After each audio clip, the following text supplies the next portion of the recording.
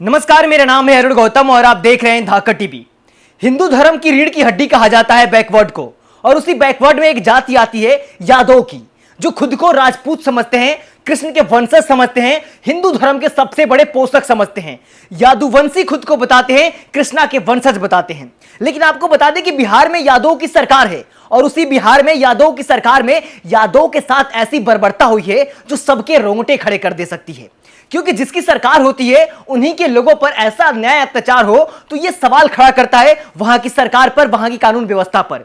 आपको बता दें कि बिहार में उज्जवल यादव नाम के एक व्यक्ति थे जो मार्केट से घर जा रहे थे। रास्ते में राजपूत समाज के कुछ लोगों ने उनका अपहरण कर लिया। अपहरण करने के बाद उनसे रंगदारी मांगी गई और न देने पर उन्हें बेरहमी से मारा गया। सिर्फ मारा ही नहीं गया बल्कि उनका सर मुंडन किया गया और इसके बाद अपने पैरों पर थूक कर उनसे चटवाया गया।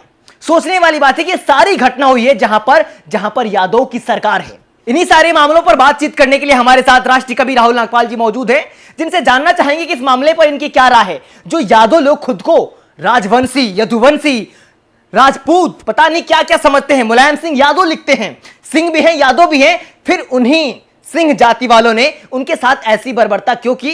क्या लगता है सर, ऐसा क्यों हो रहा है? जो लोग यदुवंशी बनते हैं, हिंदू धर्म के सबसे बड़े पोषक हैं, देखा जाए तो जब भी कोई दंगा होता है तो सबसे पहले जय श्री राम का झंडा लेकर यादव लोग खड़े होते हैं। तो फिर उन्हीं हिंदू धर्म में उनके साथ अन्याय अत्याचार क्यों हो रहा है? धन्यवाद अरुण गौतम, आपका जो सवाल है और आपका जो विषय है, मैंने भी ये कल पूरा मामला, इसकी पूरी डिटेल जो है वो चेक की थी।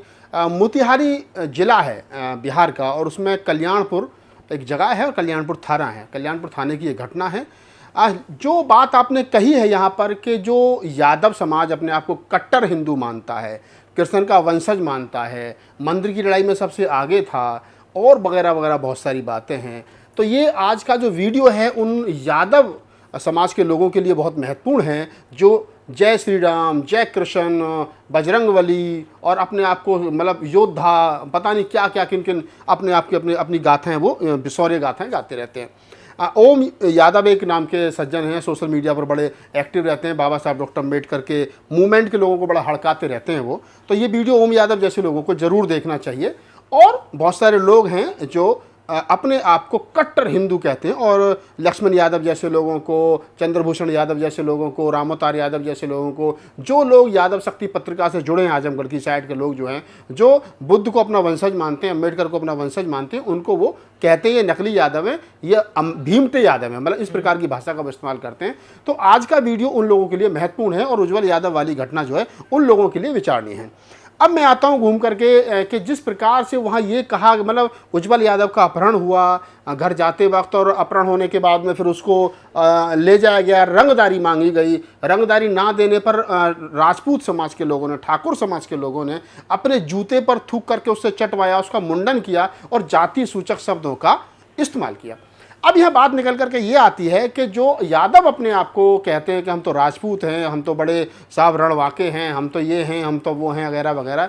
अब ये लड़ाई जो है सही मायने में यादव वर्सेस ठाकुर है, यानी राजपूत वर्सेस राजपूत है, नकली राजपूत वर्सेस असली राजपूत है। तो अब आप ये समझ लीजिए, जो ओबीसी की जातियाँ अपने आप को राजपूत कह करके खुश होती हैं कि साहब हम तो राजपूत हैं।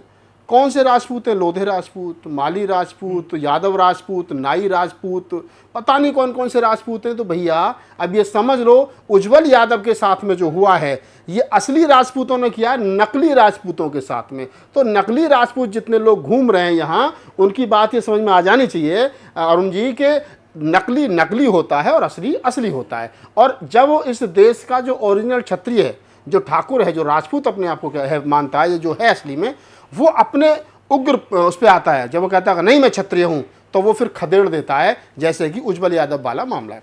इससे पूर्व में भी बहुत सारी बातें, बहुत सारे किस्से कहानी, बहुत सारे ऐसे हमारे पास में उदाहरण हैं जिनको हम देकर समझा सकते हैं। राम नरेश यादव जब उत्तर प्रदेश के मुख्यमंत्री हुए तो इस देश की मनुवादी ताकतों ने, सवर्णों ने एक नारा दिया कि राम नरेश यादव वापस जाओ, जाकर अपनी भैंस चराओ। तो ये बात विचारणीय है कि यादव जो अपने आप को कट्टर हिंदू माने बैठा है, कॉलर ट्यून लगा रखी है, हिंदू धर्म से संबंधित गाने उनके मोबाइलों पर बजते हैं, तो आपकी दशा और आपकी जो दिशा है ना, वो शूद्र हो आप, ब्राह्मण, क्षत्रिय, वैश्य और शूद्र। अब ब्राह्मण तो पंडित हो गया, क्षत्रिय ठाकुर हो गया, वैश्य बनी हो गया, बाकी कौन बचा? बाकी बच्चे सब शूद्र, यानी कि यादव, जाट, लोहार, कुम्हार, भूमिहार, ये जितनी जातियां हैं 6,743 जाति जो ओबीसी की हैं, जिनकी जनसंख्या लगभग 55% है, और जिसमें यादव, जाट, गुजर और ये जो जातियां हैं, ठीक है, ये अपने आप को बड़ी मार्शल कौम मानती हैं, इनका शोषण हो रहा है, यादव का शोषण हो रहा है। और यादव का शोषण, उज्ज्वल यादव का शोषण वहां हुआ है जहां तेजस्वी यादव उप मुख्यमंत्री हैं। तो एक बात तो अरुण भाई ये कंप्लीट होगी। दूसरी बात हम एक बात और कर लेते हैं, थोड़ा सा चर्चा को और गंभीर कर लेते हैं। वो ये है कि मुख्यमंत्री बन जाने से जाति मजबूत नहीं होती है, जाति के आधार पर शोषण कम नहीं होता है। मुख्यमंत्री जिस परिवार का, जिस जाति का बनता है, वो जाति मजबूत नहीं, वो सिर्फ परिवार मजबूत होता है। अगर बिहार के अंदर लालू यादव जी मुख्यमंत्री हुए, यादव समाज के हो, तो यादव समाज में खुशी की लहर तो हुई कि यादव समाज का, चरवाहा समाज का जो एक आदमी था वो मुख्यमंत्री हो गया लालू यादव। लेकिन जाति मजबूत नहीं हुई, जाति का शोषण आज भी हो रहा है। लालू यादव जी मुख्यमंत्री रहे, राबड़ी देवी जी मुख्यमंत्री, उनका बेटा दूसरी बार उप मुख्यमंत्री है, दूसरा बेटा कैबिनेट मंत्री है। तो एक परिवार मजबूत हुआ, जाति मजबूत नहीं हुई। उधर अगर मैं उत्तर प्रदेश की बात करूं तो यहाँ मायावती जी 4-4 बार मुख्यमंत्री रहीं, जाटव समाज बड़ी अच्छी संख्या में है, पैसे वाला भी है, जमीन खेत वाला भी है, मजबूत भी है, लंबा चौड़ा खूबसूरत भी है। लेकिन उसके बावजूद भी ठाकुर समाज आज के मायावती की 4 बार मुख्यमंत्री बनने के बाद भी अगर कहीं क्षत्रिय समाज कासगंज में और कहीं पूर्वांचल में उनकी बारात घोड़ी पर निकलने नहीं देता है, तो इसका मतलब जाति मजबूत नहीं हुई, एक परिवार मजबूत हुआ, जो मायावती जी का परिवार है। उनका भतीजा मजबूत हो गया, उनका भाई मजबूत हो गया। तो ये जितने लोग भारत में घूम रहे हैं जो जाति के आधार पर राजनीति तो करते हैं कि हम आपकी जाति के हमें वोट दीजिए, और समाज देता भी है, पैसा भी देता है, नोट भी देता है, वोट भी देता है, सब कुछ देता है, लेकिन मजबूत सिर्फ वो परिवार होते हैं जो सत्ता का लाभ लेते हैं।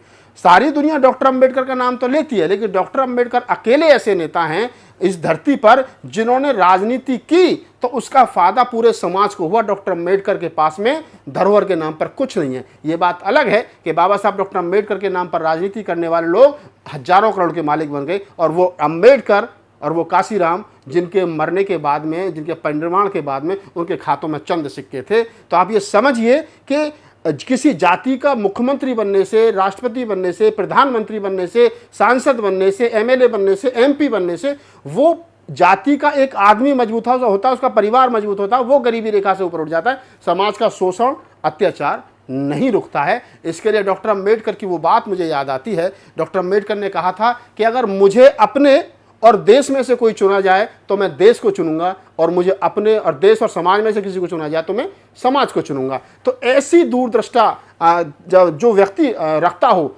मायावती जी हों, लालू यादव जी हों, तेजस्वी यादव हों, चंद्रशेखर हों, तमाम वो SC ST OBC के नेता, जिनसे मैं ये कहना चाहता हूँ कि आप वो सत्ता में रहें, सवर्ण समाज के लोग ये ना रहें, लेकिन वो मजबूत हैं, सिस्टम उन्हीं के हाथ में है।